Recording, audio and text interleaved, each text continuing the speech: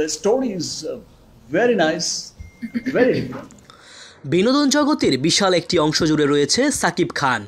বড় কোনো উৎসব মানেই সাকিবের সিনেমা মুক্তি। ঈদে সেই আবহ যেন ছড়িয়ে পড়ে চারদিকে। সেই ধারাবাহিকতায় ঈদুল ফিতরে মুক্তি পেয়েছিল হিমেল আশরাফ পরিচালিত সিনেমা রাজকুমার।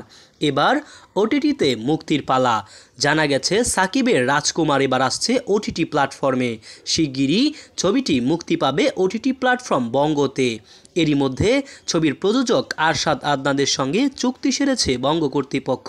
এ বিষয়ে বঙ্গের প্রধান কন্টেন্ট কর্মকর্তা মুশফিকুর রহমান মঞ্জু বলেছেন, ঈদুল ফিতরে রাজকুমার সবচেয়ে ভালো ব্যবসা করেছে। দর্শকও ছবিটি নিয়ে আগ্রহী।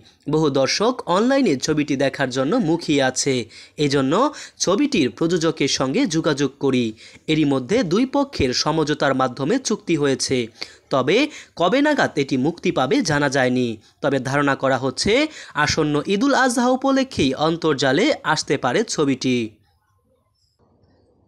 রাজকুমার সিনেমায় সাকিব খানের বিপরীতে অভিনয় করেছেন মার্কিন অভিনেত্রী কোর্টনি কফি। এছাড়া অভিনয়ে আছেন তারিক আনাম খান, মাহিয়া মাহি, দিলারা জামান, ডক্টর এজাজ, ফারুক আহমেদ, ইরফান মৃধা শিবুল প্রমুখ। মোহাম্মদ সায়েম সরকার, নিউজ বাংলাদেশ 64।